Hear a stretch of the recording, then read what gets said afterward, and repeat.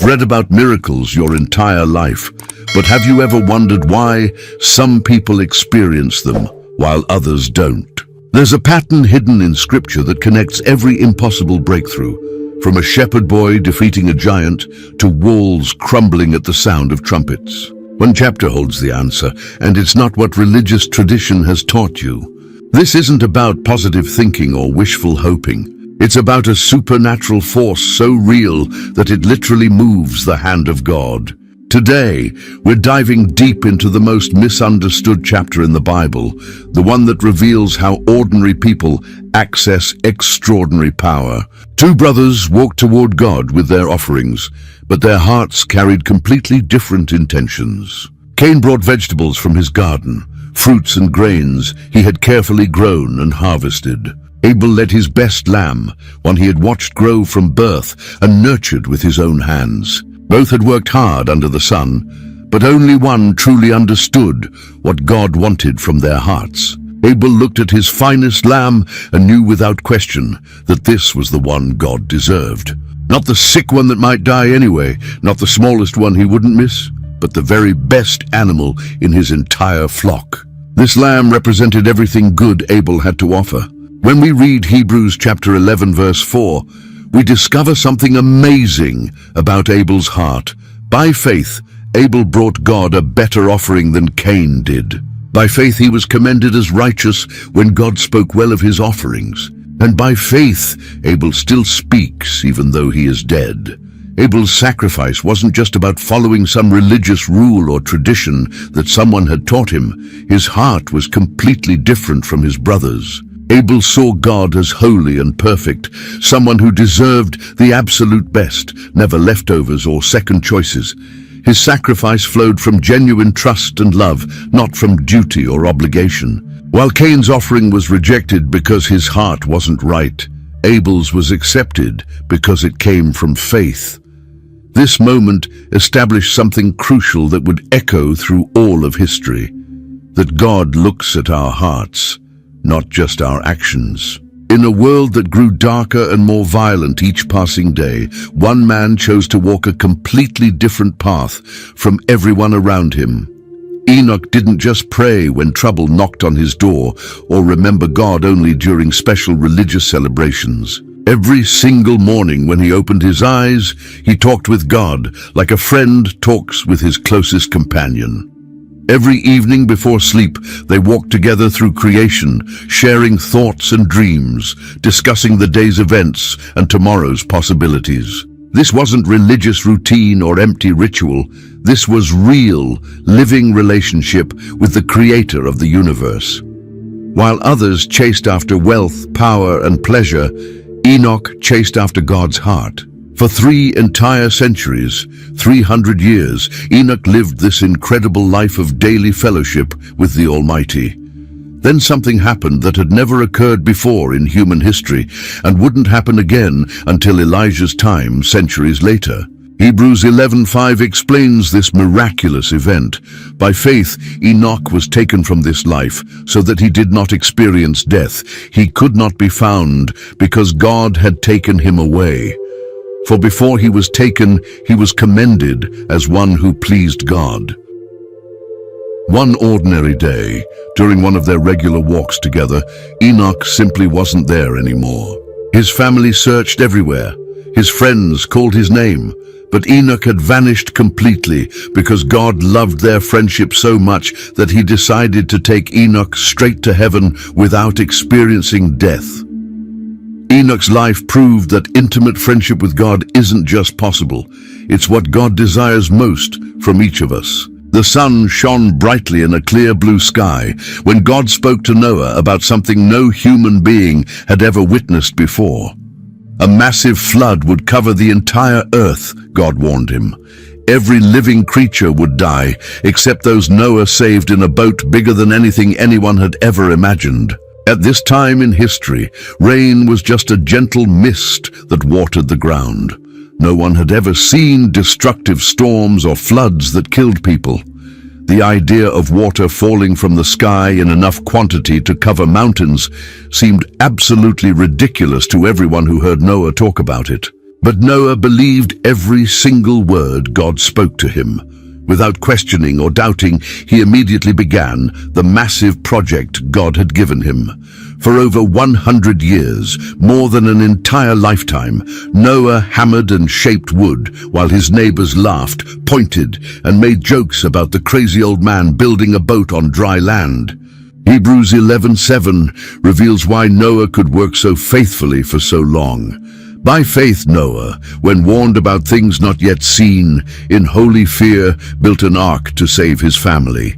By his faith he condemned the world and became heir of the righteousness that is in keeping with faith. Every day for decades, Noah worked on that enormous ark while people ridiculed him.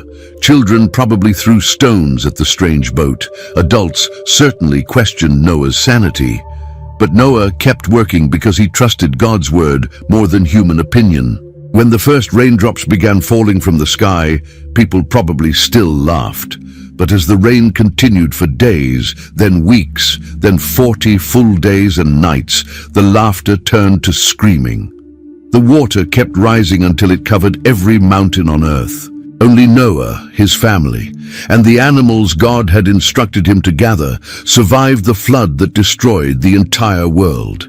Abraham had built exactly the kind of life that most people spend their entire existence trying to achieve. He lived comfortably in the prosperous city of Ur, with enormous wealth, loyal servants who handled his daily needs, and complete security for his future. His business was successful, his reputation was solid, and his family was well respected throughout the community. Then one day, God spoke words that would change absolutely everything about Abraham's comfortable existence. Go from your country, your people, and your father's household to the land I will show you.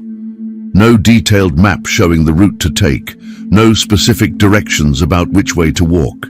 No timeline explaining how long the journey would require, just a simple command to leave everything familiar behind and trust God for the destination. Most people would have spent months asking hundreds of practical questions. Where exactly are we going? How will we know when we arrive? What will we do for money during the journey? Who will buy our property? What if we can't find food or water along the way? But Abraham didn't ask any of these logical questions. Hebrews 11:8 reveals Abraham's incredible response. By faith, Abraham, when called to go to a place he would later receive as his inheritance, obeyed and went, even though he did not know where he was going. Abraham immediately packed his entire household, his wife, his servants, his animals, his tents, everything he owned, and started walking toward a destination he couldn't see. Abraham's faith wasn't blind or foolish. It was informed trust in God's perfect character. He had learned enough about God to know that his promises were completely reliable, even when they seemed impossible to human understanding. Abraham's willingness to leave behind everything secure and familiar demonstrated that real faith requires surrendering our own comfortable plans to embrace God's perfect purposes, even when we can't see the full picture. Sarah was 90 years old when she heard God make a promise that seemed completely impossible by every rule of nature. Her body had finished the childbearing years decades earlier, and her husband Abraham was nearly 100 years old. Having a baby at their advanced age seemed absolutely ridiculous by every medical and biological law that governed human reproduction. For years, Sarah had dreamed of holding her own child, but those dreams had slowly faded as month after month passed without conception. Now, when her body was far too old to even consider such possibilities, God was promising her the very thing she had given up hoping for. But when Sarah heard God's promise about giving her a son, something powerful and supernatural happened deep in her heart. She faced a choice that would define the rest of her life. She could focus on her age and physical limitations, or she could focus on God's unlimited power and faithfulness. Hebrews 11:11 shows us Sarah's incredible decision. And by faith, even Sarah, who was past childbearing age, was enabled to bear children because she considered him faithful who had made the promise. Sarah didn't pretend she was young again or ignore the obvious facts about her physical condition. She simply chose to believe that God's promises were infinitely stronger than natural limitations. Sarah judged God faithful. She evaluated his character and concluded that he could be trusted completely, even when his promises seemed to contradict everything she could see and understand. When baby Isaac was finally born, Sarah's laughter of pure joy echoed throughout their camp, proving to everyone that absolutely nothing is too difficult for the God who keeps his word. Isaac was no longer the small child that many people picture when they hear this story. He had grown into a strong young man, old enough to carry the heavy wood up the steep mountain path, and smart enough to notice that something very important was missing from their sacrifice preparation. As they climbed Mount Moriah together, Isaac's mind began working through the situation. They had fire to light the sacrifice. They had plenty of wood to burn the offering. They had the knife Abraham would need to kill the animal. But when Isaac looked around carefully, he realized they had forgotten the most essential element, the lamb itself. When Isaac asked his father about this obvious oversight, Abraham's answer was simple but loaded with meaning. God will provide the lamb for the burnt offering, my son. As they continued walking and talking, Isaac slowly began to understand something that made his blood run cold. He was the lamb his father planned to sacrifice. When Abraham finally bound Isaac's hands and placed him on the altar they had built together, Isaac faced the most difficult test of faith any young person could imagine. He was strong enough to fight his elderly father and fast enough to run away down the mountain. But Isaac didn't resist or try to escape. Instead, he chose to trust completely, both his earthly father Abraham and his heavenly father God. Isaac's faith was just as remarkable as Abraham's faith. Even when everything looked absolutely terrifying and wrong, he believed that God's plan was perfect and good. That incredible trust and submission saved Isaac's life when God provided the ram caught in the thorny bushes nearby. But more importantly, Isaac's willingness to surrender his very life demonstrated that genuine faith sometimes requires trusting God, even when his plans seem to lead toward death itself. Jacob had spent his entire adult life scheming, manipulating, and grabbing for things that didn't rightfully belong to him. He tricked his twin brother Esau out of his birthright by taking advantage of Esau's hunger. He deceived his nearly blind father Isaac by pretending to be Esau and stealing the blessing that belonged to his brother. He spent years working for his uncle Laban, constantly looking for ways to outsmart and outmaneuver him. Jacob's name literally meant deceiver or supplanter, someone who takes another person's place through trickery. For decades he lived up to that name perfectly, always scheming for the next advantage, always grabbing for something more.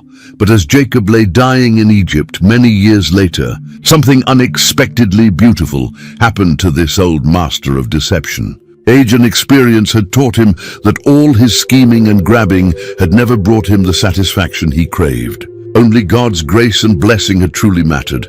Hebrews 11:21 captures this amazing transformation. By faith, Jacob, when he was dying, blessed each of Joseph's sons and worshipped as he leaned on the top of his staff. With his final breaths and last remaining strength, Jacob placed his weathered hands on the heads of Ephraim and Manasseh, Joseph's two sons, and spoke God's promises over their future. The man who had spent his life stealing blessings from others was now giving blessings freely to the next generation. As he leaned heavily on his walking staff for support, that simple piece of wood became like an altar where he worshipped the God who had patiently transformed his grasping heart into a generous heart. Jacob's deathbed scene proved that God's grace can redeem even the most broken and selfish lives, turning manipulation into worship and deception into blessing. Joseph had lived in Egypt for most of his adult life, experiencing both the lowest valleys and highest peaks that any person could imagine. He had arrived as a teenage slave, been falsely accused and thrown into prison, then miraculously risen to become the second most powerful man in the most advanced nation on earth. For decades, Joseph had served as Pharaoh's right-hand man, managing the kingdom's resources, overseeing massive building projects, and helping Egypt become even more prosperous and influential. His family had moved to Egypt during the Great Famine and had grown wealthy and comfortable in their new homeland. Egypt had given Joseph and his family absolutely everything they needed: protection, prosperity, position, and peace. Most people would have considered Egypt their permanent home and forgotten about the promises God had made to their ancestors. But Joseph carried something deep in his heart that prosperity could never erase. As Joseph felt his life drawing to a close, he remembered something crucial that his great-grandfather Abraham had taught the family many years earlier. This land, no matter how comfortable and prosperous it had become, was never meant to be their final destination. God had promised Abraham a different land, and Joseph knew with absolute certainty that God always keeps his promises. Hebrews 11:22 reveals Joseph's unshakable confidence in God's faithfulness. By faith, Joseph, when his end was near, spoke about the exodus of the Israelites from Egypt and gave instructions concerning the burial of his bones. Joseph was so completely convinced that God would someday lead his descendants out of Egypt and back to the promised land that he made his family swear a solemn oath they must promise to carry his bones with them when God finally called them to leave Egypt. Joseph didn't know when that exodus would happen.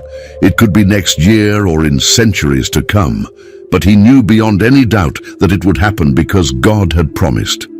Even 400 years later, when Moses finally led the Israelites out of Egyptian slavery, they carefully carried Joseph's bones with them, exactly as he had requested. Joseph's faith had reached across 4 centuries, proving that genuine trust in God's promises can outlast empires, generations, and even death itself.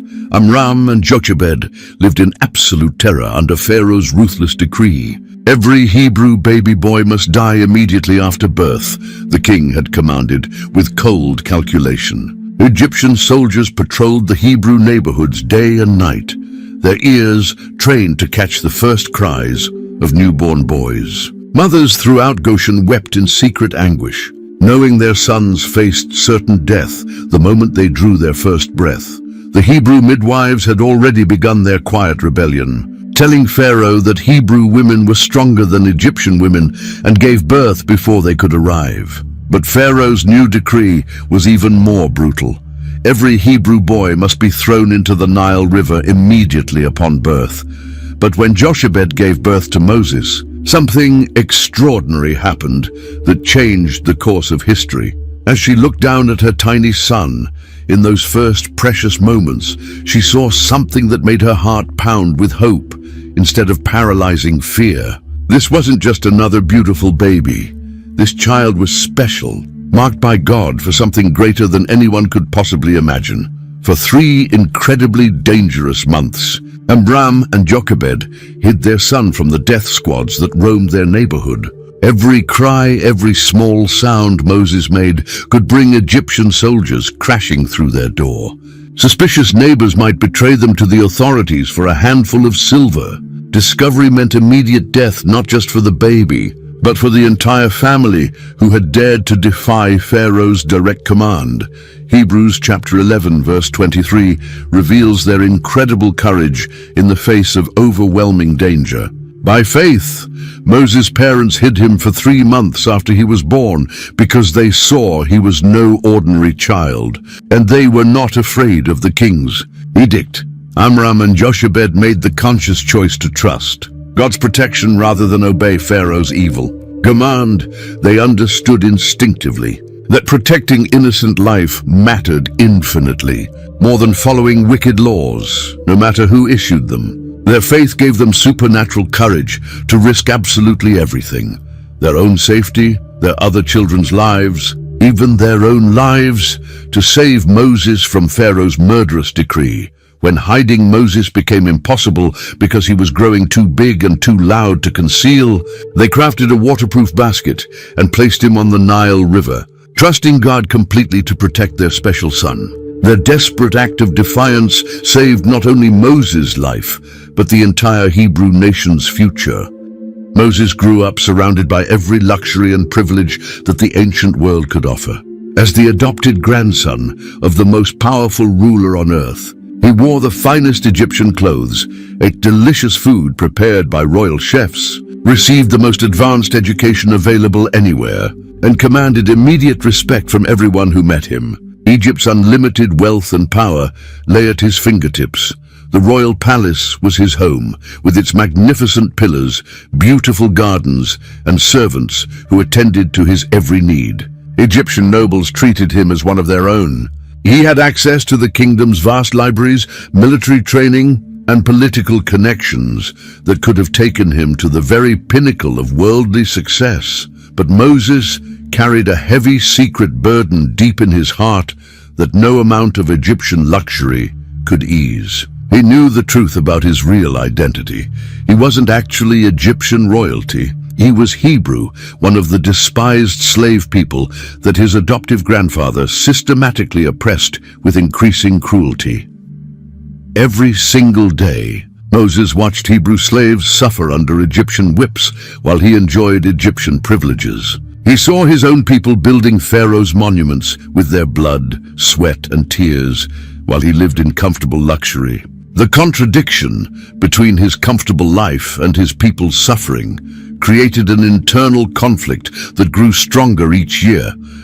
As Moses matured into manhood, he faced the most defining decision any person could imagine. He could continue living as Egyptian royalty, pretending to be someone he wasn't, enjoying temporary pleasures and worldly success while his real people suffered and died.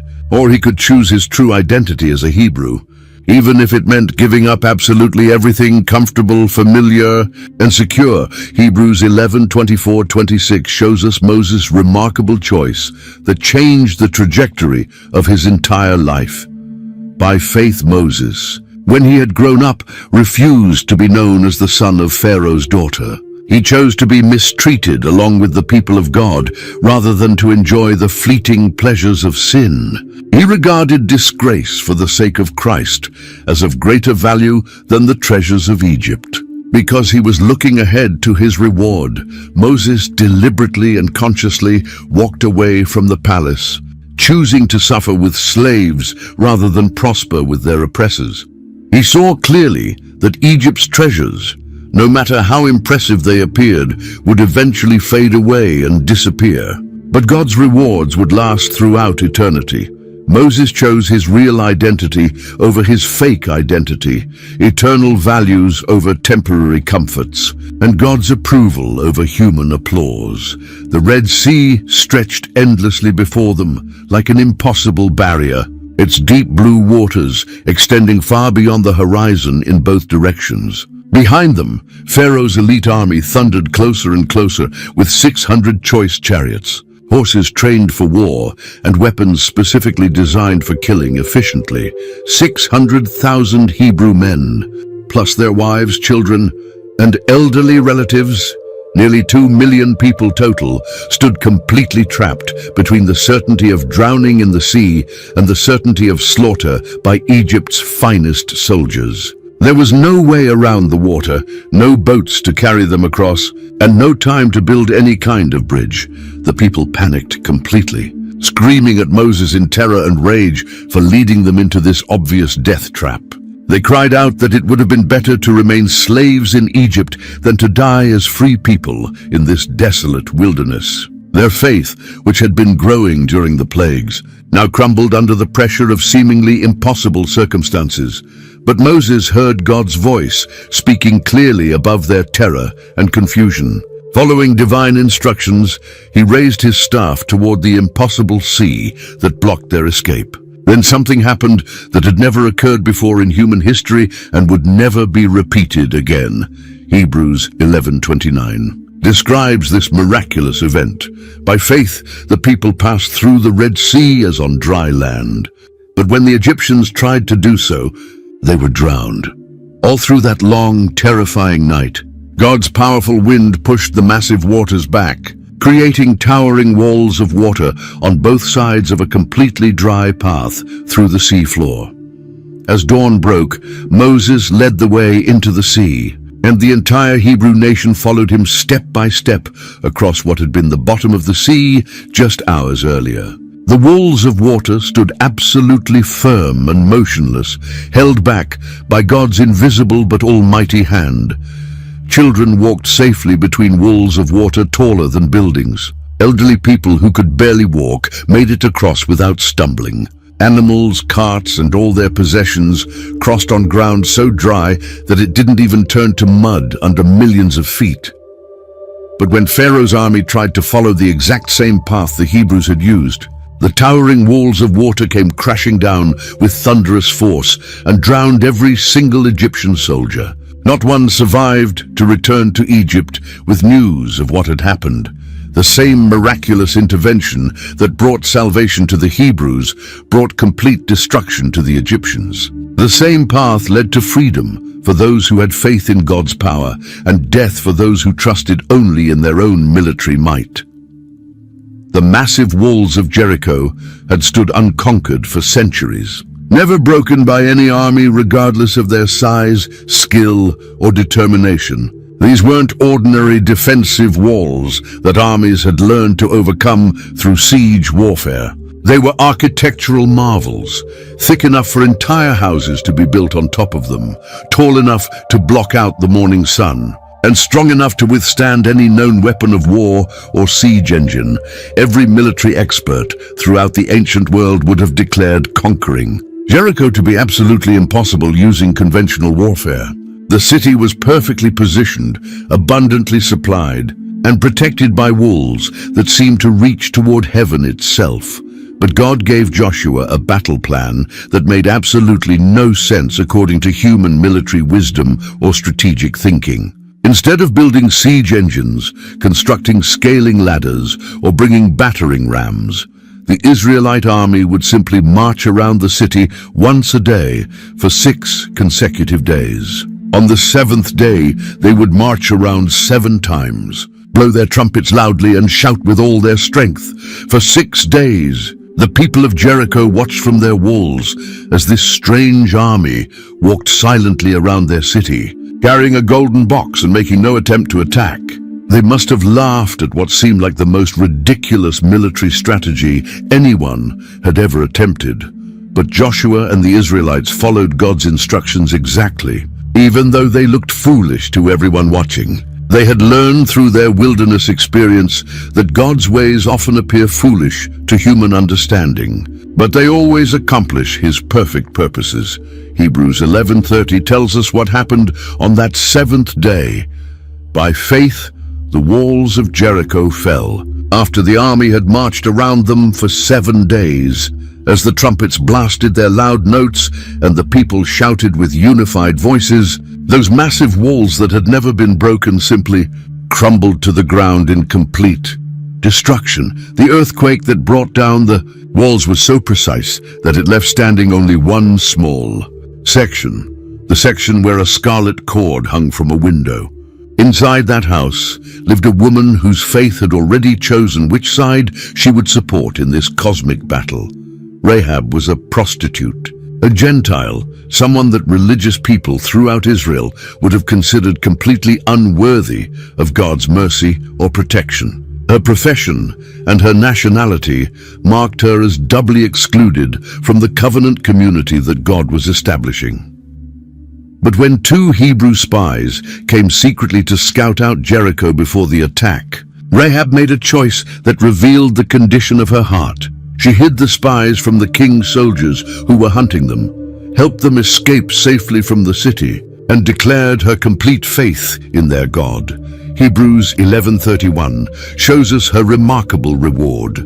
By faith, the prostitute Rahab, because she welcomed the spies, was not killed with those who were disobedient. While the walls fell and the entire city burned with consuming fire, Rahab and her entire family were saved because she had hung a scarlet cord from her window and trusted completely in Israel's God. Her faith conquered the barriers that seemed to separate her from God's people, proving that divine grace reaches beyond human prejudices and social boundaries. When God first called Gideon to lead Israel against the oppressive Midianite army, 32,000 men volunteered to fight alongside him. For 7 years, the Midianites had invaded Israel every harvest season, destroying crops, stealing livestock, and reducing the Israelites to hiding in caves and mountains.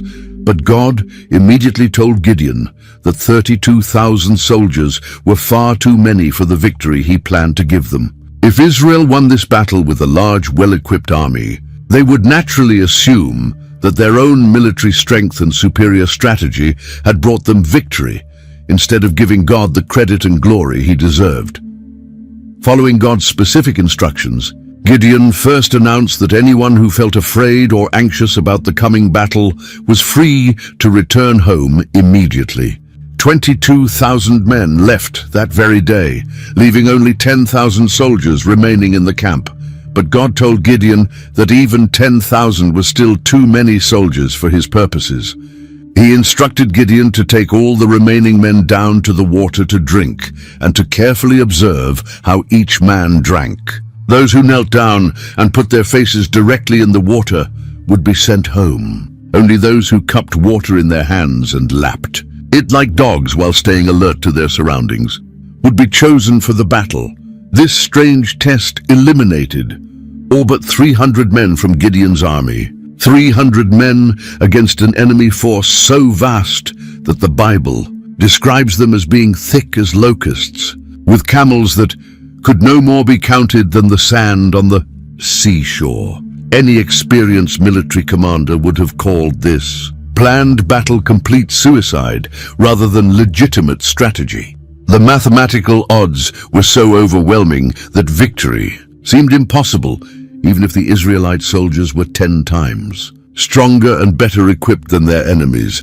But Gideon had learned to trust God's wisdom over human military thinking. He accepted God's battle plan without argument, even though it defied every principle of warfare he had ever learned. God gave each of Gideon's 300 men the strangest weapons imaginable: a trumpet, an empty clay jar, and a torch hidden inside the jar. No swords, no spears, no shields, no armor. Just noisemakers, pottery, and fire. In the middle of the night, while the vast Midianite army slept peacefully in their camp, Gideon divided his tiny force into 3 groups of 100 men each. They completely surrounded the enemy camp and waited in perfect silence for Gideon's signal. At exactly the right moment, all 300 men simultaneously blew their trumpets as loudly as possible, smashed their clay jars with tremendous noise, held up their blazing torches, and shouted, "For the Lord and for Gideon," at the top of their lungs. The sudden explosion of sound and light from all directions terrified the sleeping army so completely that they assumed they were surrounded by a massive enemy force. In the darkness and confusion, they began fighting each other frantically, unable to distinguish between friends and enemies. Hebrews 11:32 includes Gideon among those heroes who, through faith, conquered kingdoms, administered justice, and gained what was promised. With just 300 men carrying unconventional weapons, Gideon defeated an army of thousands because he trusted God's unconventional wisdom over human military strategy. When God called Barak to lead Israel's army against the seemingly invincible General Sisera and his 900 iron chariots, Barak felt completely overwhelmed by the magnitude of the responsibility placed on his shoulders. Iron chariots represented the ancient world's equivalent of modern tanks, nearly invincible weapons of war that could crush foot soldiers without any effort whatsoever. Sisera's reputation as a military commander was legendary throughout the region. For 20 years, he had oppressed the Israelites with his superior technology and strategic brilliance. His iron chariots had never been defeated in battle, and his army seemed absolutely unstoppable to anyone who faced them. But Barak had one crucial source of strength and confidence that gave him the courage to consider accepting this impossible mission. Deborah, the prophetess who served as Israel's judge and spiritual leader. She heard directly from God with perfect accuracy, and had never been wrong about anything the Lord revealed to her through divine communication. Deborah's prophetic gift was recognized and respected throughout Israel. When she spoke God's word, it always came to pass exactly as she had declared. Her spiritual authority was unquestioned, and her connection to God's will was absolutely reliable. When Deborah told Barak that God commanded him to take 10,000 men from the tribes of Naphtali and Zebulun and fight against Sisera's army, Barak knew this was genuinely God's will, but he also knew his own limitations and fears. The responsibility felt too heavy for him to carry alone. Barak responded to Deborah with complete honesty about his condition. "If you go with me, I will go. But if you don't go with me, I won't go." Some people might have interpreted this response as weakness, cowardice, or lack of faith in God's promise of victory. But Barak actually understood something profoundly important about how faith sometimes operates in real life. Faith doesn't always mean having to be strong enough to handle every challenge independently. Sometimes faith means being humble enough to acknowledge our need for other people's spiritual strength, wisdom, and support. Deborah agreed to accompany Barak to the battle, and together they led Israel's army to complete and total victory over their seemingly invincible enemies. God caused a sudden, heavy rainstorm that turned the entire battlefield into thick, sticky mud, making Sisera's iron chariots completely useless in combat. The same advanced weapons that had seemed absolutely invincible became trapped helplessly in the muddy ground. Sisera's technological advantage was completely neutralized by God's perfect timing and supernatural intervention. Hebrews 11:32 includes, Barak among the heroes who, through faith, conquered kingdoms, administered justice, and gained what was promised. His victory demonstrated conclusively that collaborative faith can overcome personal insecurity and accomplish God's purposes through teamwork rather than individual heroism. Samson had systematically wasted his incredible, God-given strength on personal revenge, selfish pleasure, and consistently foolish choices that brought destruction to himself and others. Instead of using his supernatural abilities to deliver Israel from Philistine oppression, he had pursued his own desires and ignored his sacred calling as a Nazirite. He had broken his Nazirite vow by touching dead bodies, drinking wine, and finally revealing the secret of his strength to Delilah, the woman who betrayed him to his enemies for silver. His moral failures and spiritual compromise had led him to lose everything that made him special: his strength, his hair, his eyes, and his freedom. For months after his capture, Samson ground grain like a beast of burden, while Philistine guards mocked and tormented the man who had once terrorized their army single-handedly. They had successfully captured Israel's strongest warrior and reduced him to nothing more than entertainment for their pagan celebrations. The Philistines regularly brought Samson out to perform tricks and stunts for their amusement, laughing at how completely they had humiliated the man who had killed 1,000 of their soldiers with a donkey's jawbone. They felt completely safe from him now that he was blind, bald, and bound with bronze chains. But during those long, dark months in prison, something gradually changed in Samson's heart and spirit. The pride, selfishness, and rebellion that had controlled his entire life slowly gave way to genuine repentance and renewed faith in the God he had abandoned. As Samson's hair slowly grew back, so did his connection with the Lord who had originally chosen him for greatness. The physical symbol of his consecration was returning, but more importantly, his spiritual relationship with God was being restored through suffering and humility. On the day of the great festival, celebrating their god Dagon's supposed victory over Israel's god, the Philistines brought Samson out to perform before thousands of their most important leaders gathered in their largest temple. They wanted to publicly display their triumph over Israel's champion. As they laughed, celebrated, and made speeches about their superiority, Samson quietly asked the young servant, who guided him, to position him between the two massive central pillars that supported the entire weight of the building's roof and upper floors. Then Samson prayed his final prayer with genuine faith and submission to God's will. "Sovereign Lord, remember me. Please God, strengthen me just once more, and let me with one blow get revenge on the Philistines for my two eyes." Hebrews 11:32 includes Samson among those heroes who, through faith, conquered kingdoms, administered justice, and gained what was promised.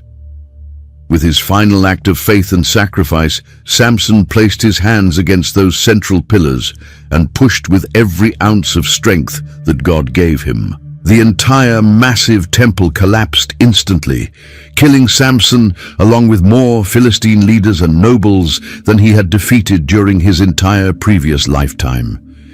His death accomplished more strategic damage to Israel's enemies than all his previous victories combined. Jephthah had every human reason to despise his own people and refuse to help them in their time of desperate need.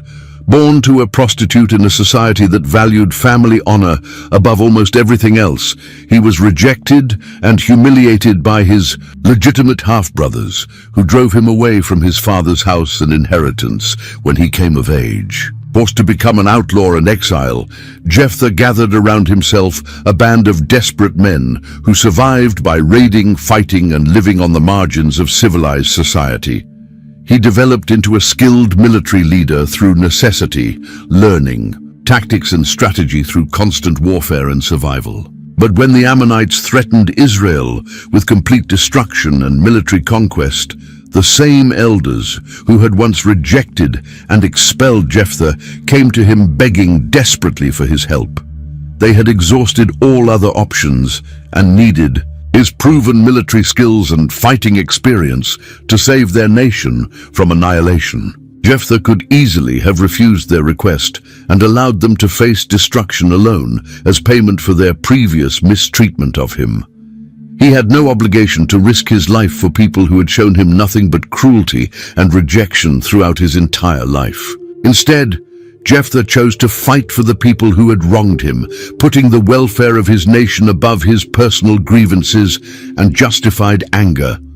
Before leading Israel's army into battle, he made a solemn vow to God that revealed both his faith and his tragic lack of wisdom. Jephthah promised that if the Lord gave him victory over the Ammonites, he would sacrifice as a burnt offering whatever came out of his house first to greet him when he returned home victorious. This vow demonstrated his genuine faith in God's power, but also his incomplete understanding of what God truly desired from his people. God granted Jephthah complete and total victory over the Ammonite forces, delivering Israel from their oppression and securing the nation's freedom and survival. But when Jephthah returned home as a conquering hero, his own beloved daughter ran out joyfully to meet him, dancing with tambourines and celebrating his magnificent success. Jephthah was absolutely devastated when he realized what his vow would cost him, but he refused to break his word to God despite the terrible personal price. His daughter, showing remarkable courage and faith of her own, accepted her fate with dignity and asked only for 2 months to mourn her virginity with her friends before fulfilling her father's promise. Hebrews 11:32 includes Jephthah among those heroes who, through faith, conquered kingdoms, administered justice, and gained what was promised. His tragic story demonstrates that faith doesn't guarantee perfect wisdom in our decisions or protect us from making costly mistakes, but God can still use even our flawed commitments and imperfect understanding to accomplish his purposes for his people. David was just a young shepherd boy tending his father's sheep in the hills around Bethlehem when the prophet Samuel arrived to anoint him as Israel's future king. But his long journey from the quiet pastures to the royal throne would be marked by incredible victories and devastating failures that tested his faith to its very core. Years later, as king, David committed terrible sins that brought shame upon himself and disaster upon his family. He saw Bathsheba bathing and desired her, even though she was married to Uriah, one of his most loyal soldiers. When she became pregnant from their adultery, David tried desperately to cover up his sin by calling Uriah home from battle, hoping he would sleep with his wife and think the child was his own. When that plan failed, because Uriah was too honorable to enjoy comfort while his fellow soldiers suffered in war, David made an even more wicked choice.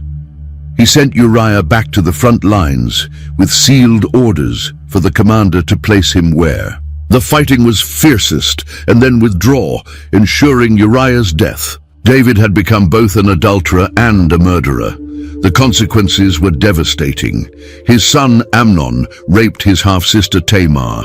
His son Absalom murdered Amnon in revenge, then later led a rebellion against David himself, forcing him to flee Jerusalem as a broken old man. Violence and betrayal plagued David's family for years because of his sins. Yet despite all these terrible moral failures, God still called David a man after his own heart. This wasn't because David was perfect or sinless. It was entirely because of how he responded when confronted with his failures. When the prophet Nathan came to him with a parable about a rich man who stole a poor man's only lamb, David was furious at the injustice until Nathan pointed at him and declared, "You are the man." David didn't make excuses, shift blame to others, or try to justify his actions. Instead, he immediately fell on his face before God in genuine brokenness and cried out the desperate words we find in Psalm 51:10. "Create in me a pure heart, O God, and renew a steadfast spirit within me." David's Psalms reveal a man who wrestled honestly with doubt, anger, despair, and confusion, while never completely abandoning his trust in God's character and promises. Samuel was just a small boy, sleeping on a mat in the temple of the Lord at Shiloh, when God first called his name in the deep darkness of night. The lamp of God had not yet gone out, and Samuel was lying near the ark of God when he heard a voice calling him clearly and distinctly. Thinking it was Eli, the old priest, who needed something, Samuel immediately got up and ran to where Eli was sleeping. "Here I am. You called me," he said respectfully. But Eli told him he hadn't called and sent him back to bed. This happened 3 times before Eli finally realized what was happening. The Lord himself was speaking directly to the young boy. Eli instructed Samuel that if the voice called again, he should respond by saying, "Speak, Lord, for your servant is listening." When God called the 4th time, Samuel gave this response, and God began to speak to him about something that would be very difficult for a young boy to hear and even harder to repeat. God told Samuel that he was about to judge Eli's entire family because Eli's sons, Hophni and Phinehas, were corrupt priests who treated the offerings with contempt, slept with women who served at the temple entrance, and brought shame upon the house of God. Even though Eli knew about their wickedness, he had failed to restrain them or remove them from their positions. This was an incredibly difficult message for Samuel to deliver. Eli had raised him like a son, cared for him, and taught him about serving God. But when morning came, and Eli asked Samuel to tell him everything God had said, Samuel faithfully reported every word, even though it must have broken his heart to bring such devastating news to the man who had been like a father to him. As we read in 1 Samuel chapter 3 verse 19, the Lord was with Samuel as he grew up, and he let none of Samuel's words fall to the ground. But from that first night forward, Samuel established a pattern that would define his entire ministry. He faithfully delivered every single message God gave him, regardless of how difficult, uncomfortable, or unwelcome those messages might be to the people who heard them.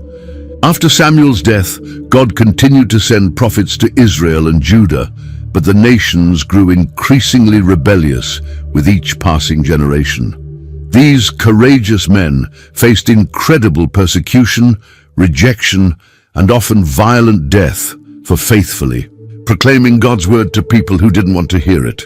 Elijah confronted the prophets of Baal on Mount Carmel and saw God send fire from heaven, but then had to flee for his life when Queen Jezebel threatened to kill him within 24 hours. He ran into the wilderness, sat under a tree, and begged God to let him die, because he felt like he was the only faithful person left in the entire nation. Jeremiah, known as the Weeping Prophet, spent decades warning Judah about the coming Babylonian invasion. For his faithfulness to God's message, he was beaten by priests, put in stocks, thrown into a muddy cistern where he sank into the mire, and constantly threatened with death. The people accused him of being a traitor because his prophecies seemed to support their enemies. Isaiah served during the reigns of multiple kings and saw visions of God's glory that left him overwhelmed by his own sinfulness. According to ancient tradition, he was eventually executed by being sawn in half with a wooden saw during the reign of the wicked King Manasseh, dying one of the most agonizing deaths imaginable. Many other prophets faced imprisonment, beatings, exile, and violent deaths for refusing to compromise God's message or tell people what they wanted to hear instead of what God had actually said. They could have easily chosen to stay quiet and live comfortable, safe lives, but they understood that their calling was more important than their personal comfort or safety. Hebrews chapter 11 verses 32 to 34 celebrates their incredible courage and faithfulness, and what more shall I say?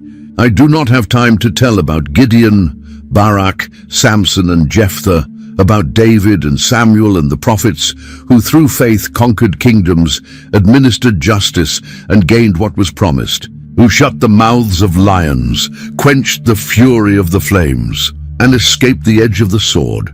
Throughout history, some faithful believers have faced torture so severe and prolonged that death would have seemed like blessed relief compared to their ongoing agony. Their persecutors were often sophisticated in their cruelty, offering simple and obvious ways for these believers to escape their suffering.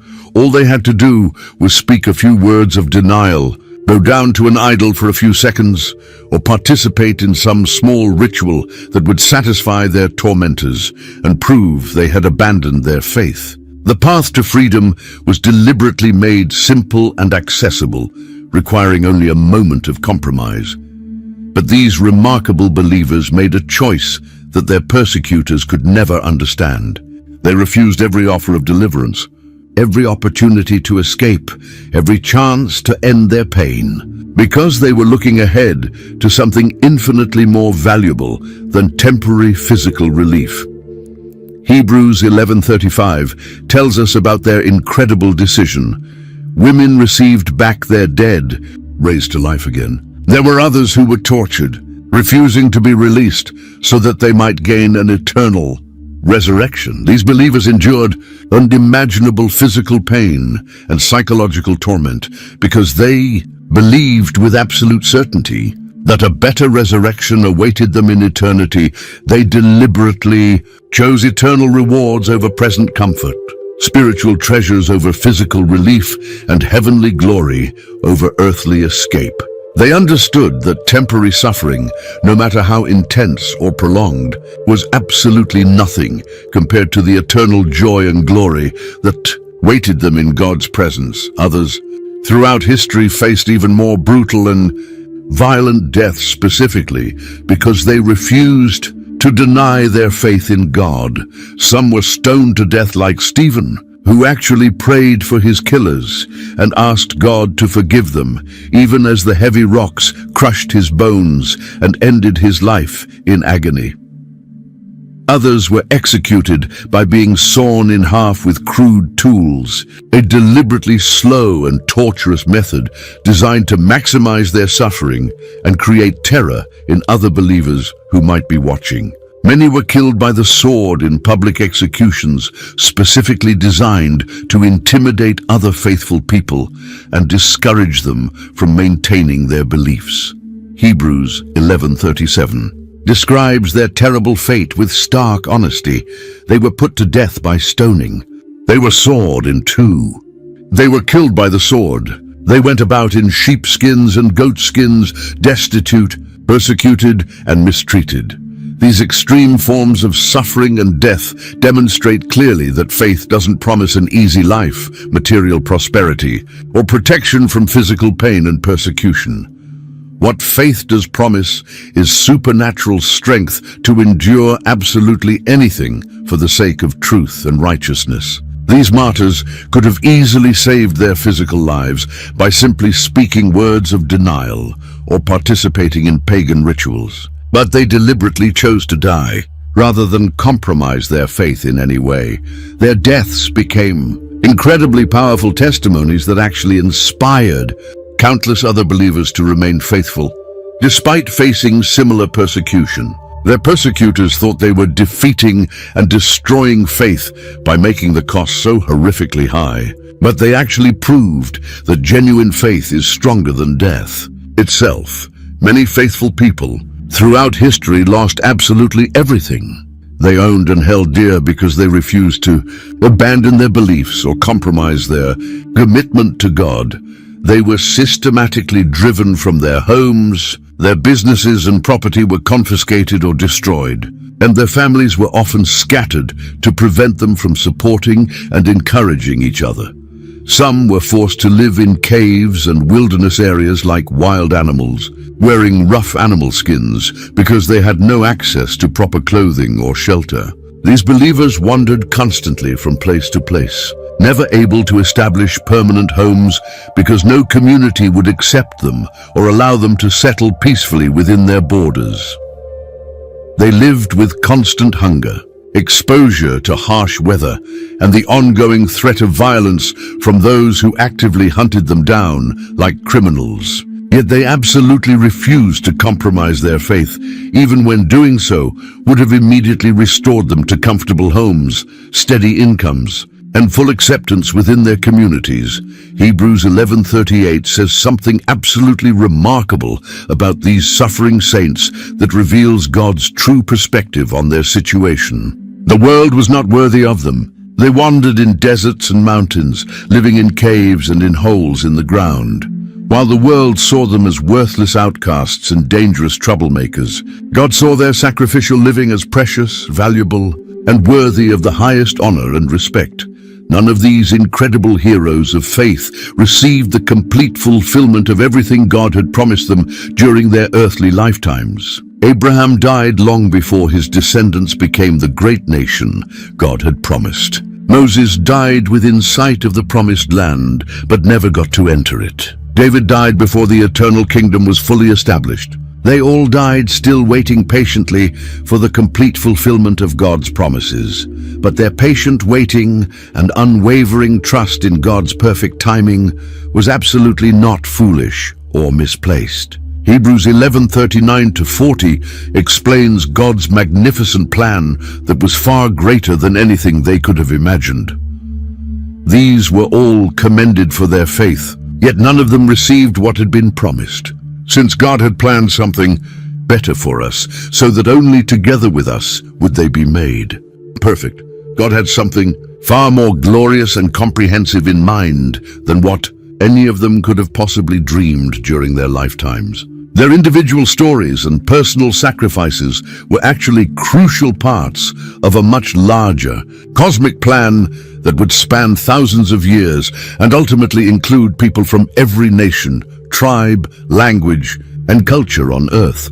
All these faithful heroes who have gone before us throughout history now form what the Bible calls a great cloud of witnesses that surrounds us as we run our own individual races of faith. They're not just ancient history, inspiring stories, or interesting examples from the past. They're actively watching and cheering us on as we face our own unique challenges, tests, and opportunities to demonstrate faith. Hebrews chapter 12 verse 1 directly connects their powerful example to our present experience and daily choices. Therefore, since we are surrounded by such a great cloud of witnesses, let us throw off everything that hinders and the sin that so easily entangles. And let us run with perseverance the race marked out for us. Their incredible legacy demonstrates that our individual faith journeys are part of something much bigger and more significant than ourselves or our personal circumstances. We're not running alone through life. We're part of an ongoing relay race of faith that has been continuing for thousands of years, with each generation faithfully passing the baton to the next generation of believers. These witnesses provide concrete proof that faith actually works in every generation, every culture, every economic situation, and every possible circumstance that human beings can face. What they accomplish through faith, we can accomplish too through that same faith. Their stories aren't just meant to inspire us. They're living proof that God's power is available to anyone who chooses to trust Him completely. So there you have it, the complete picture of why Hebrews 11 is the most important chapter in the entire Bible. From Abel's first sacrifice to the cloud of witnesses cheering us on, we've seen how faith has been the connecting thread throughout all of human history. These aren't just ancient stories, they're your blueprint for supernatural living. Every impossible situation you face, every mountain that seems too big to move, every dream that feels out of reach, the heroes of Hebrews 11 have shown you the way forward. Faith is your key to unlocking God's power in your own life. But here's the thing, this message only works if it reaches the people who need to hear it. Right now, someone in your family, your workplace, or your community is facing an impossible situation and needs to discover the power of faith that we've talked about today. That's where you come in. If this video opened your eyes to something new about faith, hit that subscribe button and ring the notification bell so you never miss when we dive deep into God's Word together. And please don't keep this to yourself. Share this video with someone who needs to hear that their impossible situation is exactly where God loves to show up and work miracles. Your share could be the moment that changes someone's entire perspective on what's possible with God. So go ahead, hit that share button, and let's spread this life-changing message together. Until next time, keep believing, keep trusting, and remember, you're part of that great cloud of witnesses making history through faith.